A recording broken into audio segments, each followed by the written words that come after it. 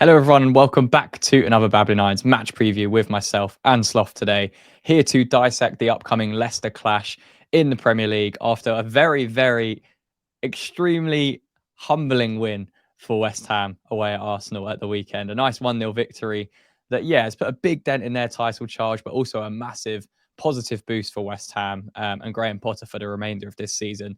We're now looking to build on that win, Sloth, going into this Leicester game. How are you feeling after the weekend going into this Leicester clash now? I am feeling definitely a lot better about Potter's time and I'd say the year so far in terms of football, but it's such a sort of potential banana skin for West Ham that I don't think there's any excuses now. If we win it's such a sort of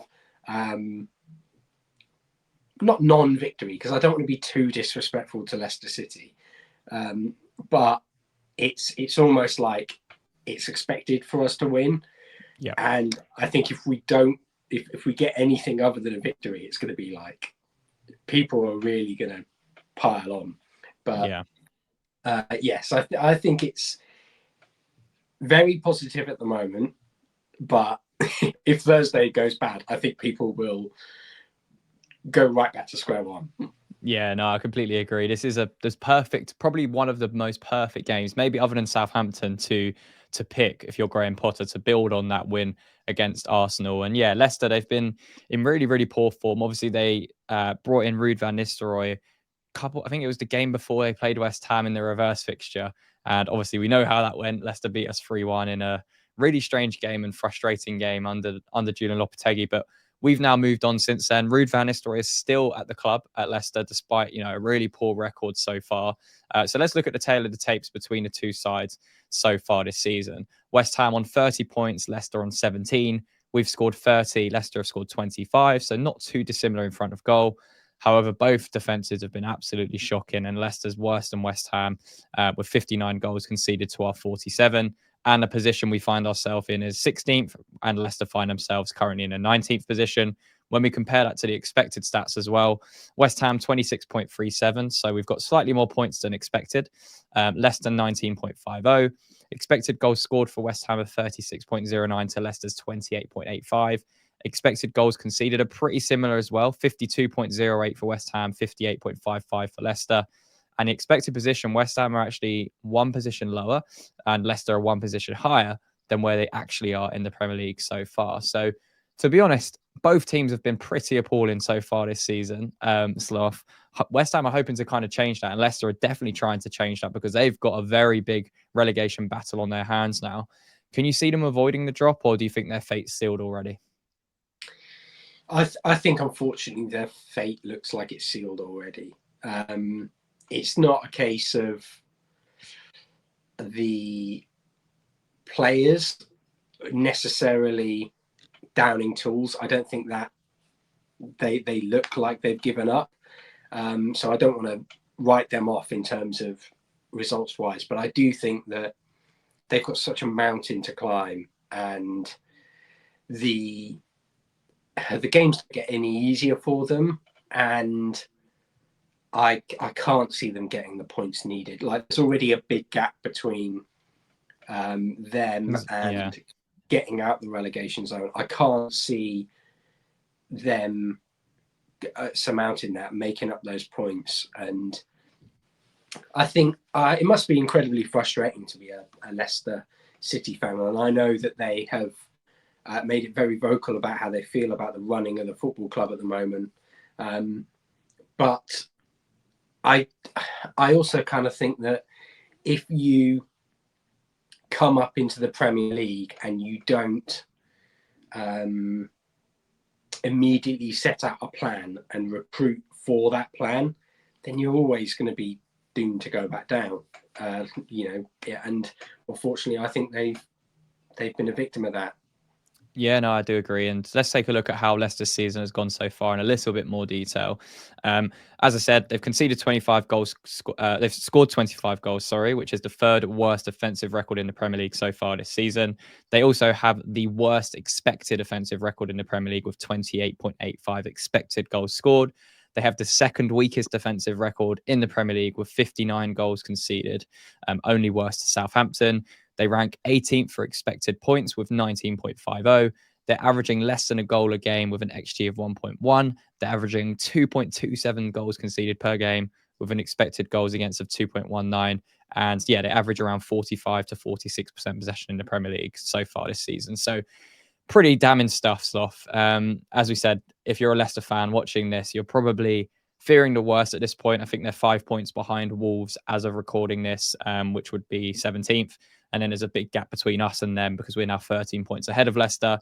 So yeah, it's pretty much nailed on, I would say. Obviously, they did the Great Escape a few years back. I think it's going to be very, very difficult to replicate that this time around. And there's just been a lack of quality in the Premier League in general towards that bottom half, but especially from the teams that have been promoted. When you're looking at West Ham, on the other hand, Sloth, a great chance to boost our momentum now after that win against Arsenal and really solidify our momentum under Graham Potter. And, we've started to get a few key players back. I know we're still missing quite a few key players as well. Paqueta, Somerville, Fulcrook, Antonio. These players are still going to be missing, but the likes of Todibo came back in and played fantastically well. Obviously, Kudus and Bowen. We've got Evan Ferguson at our disposal now. Does it feel like it's starting to come together a little bit now for Graham Potter, or is these are the types of games that are going to be really testing where you're not, the emphasis is on us to attack. We can't just sit in a low block and counter attack this Leicester team.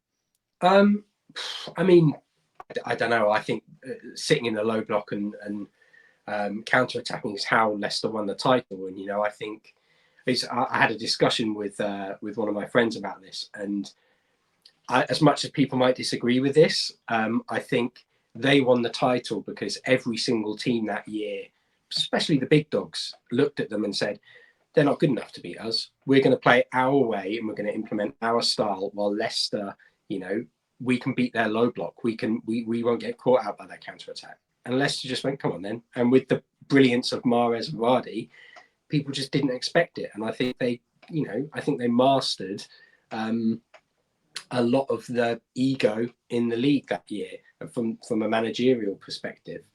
I think the difference is that coaches are a lot more flexible. And I'm not just saying that in terms of from when Leicester won the title, but I think Potter is quite flexible. And, he showed that to his detriment against Brentford. But if there's one thing he does, it's analyse an opposition. And that was such a bugbear of mine from the away fixture, when it basically looked like we had no clue or idea what this Leicester City side was built around or how Jamie Vardy played. And I think that looking at the analysis that Potter has done on different teams, there's no excuse for us to play the same style. And someone like Lopetegui, I know the quotes came out this week, and I don't want to be too negative about that, but I think a lot of the stats that he's citing are very, very misleading to the fact 100%. that he was saying, oh yeah, well, we had loads of shots and we were playing really positive football. It's like, yeah, but the defensive coaching was abysmal. Like if we had kept that level of defending up, we would probably be in the doldrums with Leicester right now. And I think, so what does Graham Potter do then, Sloth, going into this one? Because my perspective is there's going to be an emphasis now on us to push forwards in this game and take control of it. And as you said, going away to Leicester and playing that ridiculously high line with no real plan behind it and leaving such huge gaps was damning of Lopetegui's time. I don't think Graham Potter will want that to happen in this fixture, but there is going to be an emphasis on West Ham to take control of this game and dominate the game. Would you be happy sitting back and countering Leicester? I think as much as it might annoy people, I don't know how many times we've said it. You don't change a winning side, you don't change a winning setup, and however you want to view it, we outperformed ourselves from a defensive point of view across the season. And would you not want to see the setup be a little bit more attacking in this, given the circumstance of the opponent? I don't see why you take the chance. I don't see why you can't have that balance of controlling a game with the possession, but also utilizing those moments to counter attack and utilizing the wing backs that you have to push I forward. don't think there's enough in that lineup against Arsenal that would allow us to create enough opportunities against a Leicester team that's going to sit in a low block if we're going to dominate possession of the ball. I think the big issue, obviously, the creativity is going to be one, but I think this Leicester City side is so weak that if you have the quality delivery of James Ward-Prowse and you have the ability of players like Bowen and Wan-Bissaka not only to deliver but to find spaces and pockets, I think you'll create enough chances. We saw the incredibly wasteful amount of chances that, again, people hide behind and say, oh, we had loads of shots last time we played them. Well, they were really poor shots. And I know people go, oh, yeah, but the keeper had a blinder. They were poor shots. They weren't like in the corners. There was, I think, one top class save in that. I think it was a header from, might have been Fulkrug when he came on. I think it might have actually been just before he scored as well. But I don't think that we need to change what we did on Saturday in terms of not only winning the game, but winning the game convincingly. And I would much rather us win a game of football convincingly and get us away from, add more space between us and Wolves and push a bit higher up, get the results before the end of the season than risking it just for the sake of. Well, is it a risk? Is it a risk, Sloth, if, say, we took out one of those midfield three, brought in Evan Ferguson and played Kudus and Bowen either side of Ferguson and sacrificed one of Souček, Alvarez or Ward-Prowse in that midfield role? Is there a danger? I mean, for me, the risk versus reward there, I would do that. I would gamble on that. I just don't see the point. You've had a great result against Arsenal, and I think everyone performed well. It wasn't a case of there were any passengers. I think everyone really performed well. So if I was one of those players and they said, oh, you know what, we're going to mix it up a bit. And, Evan Ferguson didn't come on and score.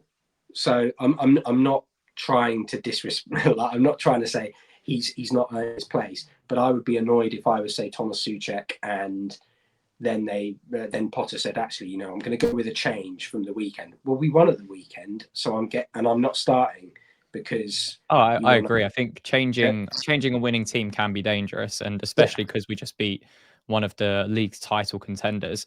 I just feel like if we line up the same way, when Leicester are going to give us an awful lot of possession and sit back in and look to counter attack at times, and we're going to try and dominate possession, create opportunities that are different to the ones we created against Arsenal.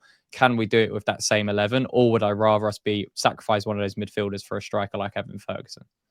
I think the thing is, we got one goal against Arsenal, who, no disrespect to Leicester City, are a much, much, much, much better defensive unit than Leicester City. We could easily get 3 against Leicester City. But my point is, we'd play a different way.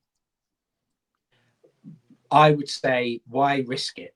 And I'm not saying that, So you would keep the same. So if we're keeping the same team, would you keep the same attitude, or that low block and counter attack off of Leicester when we can, or would you change up? Because I feel like playing at home to Leicester, there's going to be that demand for West Ham to dominate and take control of this game.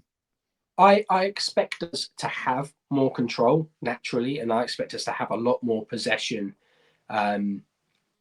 regardless. But I also think you have to utilize the assets you have, and if we are going to play, how do you set up against Jamie Vardy? Well, you play a lowish block so he can't counter attack against you. We've already seen it, and that's how they scored 3 against us, because we just weren't setting up for the opposition in front of us. So I think while there is obviously a balance we need to find, that I wouldn't mess with it too much, because I would say, obviously, we're going to be in possession of the football a lot more, and we can try a lot more like variations to our style, whether we are looking at playing, say, through balls into space or aerial balls over more often than not. But I don't think there's a need for it. I don't think there's a need for the change, but I also don't think we have the quality to do that at the Premier League level, given what we've seen from this group of players in the past when we have tried to dominate a game. Look at the Brentford game. You know, mm-hmm. It's Brentford are a much better side than Leicester, and they completely tore us apart. So if anyone is going from that Brentford game and saying, yeah, it was Brentford, this is only Leicester, then I would say it's naivety to the fact that they still have all the same attributes and assets that Brentford did, which can hurt us. It's just it's to the ability they haven't got the same level of quality. Yeah, I think for me, I see both sides of it. So, keeping the same 11, playing the same way against this Leicester team, you would hope that we'd still be able to, that team deserves to go out there and get all 3 points. And if we need to change things up, we can change things up off the bench. The other side of me is thinking, well, we're playing at home to Leicester. Graham Potter hasn't been here that long, less than 2 months still. We're still trying to adapt and transition into a new style of playing. Can we be reliant on the style we put out against Arsenal on Saturday long term? For me, the answer is no. I don't think we will be able to do that. I think there's not going to be the patience from the fan base to do that every week, especially if we're at home to the likes of Leicester, Southampton. Would our fans accept us sitting back in and counter-attacking at times and playing a 5-3-2? Because it's exactly what Moyes got criticised for, and Graham Potter's been brought in to take control of games, break opposition down strategically through the assets that he's got. So for me, I would like to see it changed up, just based off the fact of what we've said before, Sloth, that I'm treating this as a pre-season. I want to see different ways of playing. I want us to be able, and I think Leicester at home is the perfect time to experiment and get away from that stubbornness of a 5-3-2 block. I think you are more than you can do that when you're 2 goals up. You can do that when you're 2 goals up in a Premier League fixture. 2 goals up, 3 goals up. I know West Ham for three goals up in a game, that is generally alarm bells as soon as we can. So maybe not when we're 3 goals up, but I just think putting points on the board is the most important thing before now and the end of the season. I know your pre-season is the time to mess around with anything like that. Well, once you've got your own players in from the transfer window, and once you have actually got time with the group of players on the training ground to work on a system and patterns and variety, not smack bang in the middle of the season. And I know we've got a couple of weeks break here and there, but we saw what happened before the Brentford game when we try and mix things up after a couple of weeks break. It's simply not a long enough time. And I think that while we have kind of been a bit disparaging of Leicester and the threat they possess, this is still a Premier League side. It's a very dangerous thing to be saying, let's go beat us. We can't be too arrogant. They beat us. Yeah, exactly. It's a very dangerous thing to be looking at this and saying, well, even if we change things up and play players who haven't got the match sharpness like Ferguson from the off, we should still expect to get 3 points. On paper, 100%, yeah, sure. But I'd rather go in with a winning side that just beat Arsenal and be capable of adapting and playing that expansive football when we're 1 or 2 goals up and Ferguson's off the bench in the 60th minute. Yeah. So fair point. I think, it'll be interesting to see what Potter does. I mean, there is options there for him to change things if he needs to, or keep the same team, because as you said, not one person played poor against Arsenal. Everyone played really, really well. So it would be unfair, maybe to an extent, to change any of those players that have played really well. So, one player, obviously, I wanted to highlight, Sloth, was Ollie Skiles, who was absolutely fantastic against Arsenal. Obviously, his first Premier League start as well, and the way he kind of locked down Nwaneri on that right hand side, offered security in possession, was up and down, was just a really impressive performance. And we'll talk about Kudus as well. But Ollie Skiles, how impressive has he been, and does he keep his place now over Emerson? Yeah, for me, Emerson does not come in. I think Skiles performed well enough and showed all the attributes of a long-term solution at that left back spot for us. What I will say as well is that as of now, I think Cresswell keeps his place as well, and I think he could be really key for Skiles developing going forward, because we saw, particularly in his first season when Cresswell joined, just how attacking he could be, and the and the sheer the sheer attacking output on that left-hand side. So he can be the perfect guide for Skiles. And, this is from someone who's been very critical of Cresswell's decision-making. Mm-hmm. I think that from a leadership point of view, that's something he's never really lacked. Decision-making, maybe off the pitch, that's where that comes into play. But that experience is going to be so invaluable for someone like Ollie Skiles, who's, especially away at the Emirates, where it's a really difficult environment. You're playing one of the best teams in the league. And now he's going to hopefully keep his spot in a game where we're expected to win, and maybe given a little bit more license to go further forwards. And as you say, Cresswell just being in that kind of left centre back role, it helps Cresswell because he hasn't got the legs to play left back in a back four anymore or wing back. So that's probably his most comfortable position now. But it also, again, that experience to lean on just beside you is massive. If anyone's ever played football, having that person next to you that you can trust, that can speak to, that is guiding you through that sort of moment, it's massive. It's massively helpful for a performance. So I think Ollie Skiles 100% deserves the praise that he's been getting. And there's still a lot more potential for him to keep developing. And it's exciting to see him within this starting 11. And, someone that's we've been pretty critical of as well, Sloth, is Mo Kudus. That was by far his best performance in a West Ham shirt this season, probably the past 12 months, to be honest. He was that good, whether it was work rate, whether it was ability on the ball, bullying Gabriel and Saliba, driving West Ham up the pitch, creating goal chances. He was fantastic. So is that the kick on him for him now, that he needed that confidence booster? Or do you feel like because it was Arsenal, it may just be a fluttering moment of Kudus magic? No, I really hope it is the start for him to kick on and return to the sort of form that we saw when he joined. And he's such a talented player, and he has so much ability. It's just those certain elements that separate good players from great players that he needs to reproduce and produce consistently. And I think if he gets a goal against Leicester, that will be a massive confidence boost. And look, his work rate, I think it's fair to say, has been it's been up and down at points across the season. There's been times when he's I've personally never had an issue with his work rate, to be honest. I haven't seen that.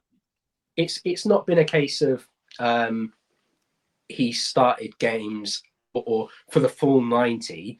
It's just every so often he would switch off, or he would just decide to do something for himself instead of the team. And I think that against Arsenal, he showed all the best qualities that we know he has, and just maybe, say for example, the ball to play Ferguson in, that's a poor pass. I think he was exhausted. I'm gonna put that down to exhaustion. And that's the thing, is that it's things like that. He needs to do more across the 90. Yeah. Produce, and you will see him make those passes where he really starts to add more goals and assists across the end of the season. But it's things that I think, as I mentioned, they separate the good players from the great players. And if he can do that, apply the same work rate that he did against Arsenal, which I know he can do. As I do maintain that I think there have been certain games where he hasn't done that, and he maybe looks to do that thing where players put too much burden on themselves, and they try and do everything themselves, as opposed to linking up with each other and taking the game by the scruff of the neck that way. Yeah. And if he can take the positives from the Arsenal game and push them forward, I think he will at least get one goal. Yeah. No, I think a goal would be massive for his confidence, and yeah, hopefully continuing that form going forwards as well. But let's take a look at the predicted lineups of both teams. I think, yeah, as you said, it'll probably be the same starting 11 for West Ham. Maybe one change if we want to go more aggressive, but I think it's more than likely that it'll be the same 11 we saw against Arsenal. With Leicester, they've got quite a few different options of how they can play. Obviously, the front four, Vardy, Reed, Ayew, Kudus, is more than likely to play. Ndidi, Winks, Koulibaly, Fass, Vestergaard, Christensen, and Hamas. And so defensively, we have to kind of put the pressure on Leicester. They've been very fragile. You know, they've conceded the second most goals in the Premier League so far this season for a reason. So with all of those things, Sloth, what's your score prediction for this one? Oh, I think I'm gonna go 3-0 West Ham. Clean sheet, back to back. Well, you know, I don't think we've ever predicted that on this channel. No, I know. I'm going to be positive for a change. I'm going to say 3-0. Yeah, I hope you're right. I think, yeah, you know what? I'll stick with 3-0. I like that. I think we've got enough quality and confidence now. And yeah, Leicester have just been so poor defensively. If we can get that first goal early on, maybe first 15, 20 minutes, I think we'll go on to win it quite convincingly. So yeah, let us know down below in the comments section, what are your score predictions for this game against Leicester City? Hopefully we can make it back-to-back wins for the first time in the Premier League. I want to say this season. I don't know if that's true. It just feels like that. Someone can let me know down below in the comments. But yeah, it's been a while since we got things rolling in the Premier League. So hopefully Graham Potter can cook something up for us against Leicester on Thursday night. And yeah, if you enjoyed the breakdown, leave a like on the video, subscribe to the channel for more content moving forwards. And Sloth, until the next one. Come on, you eyes.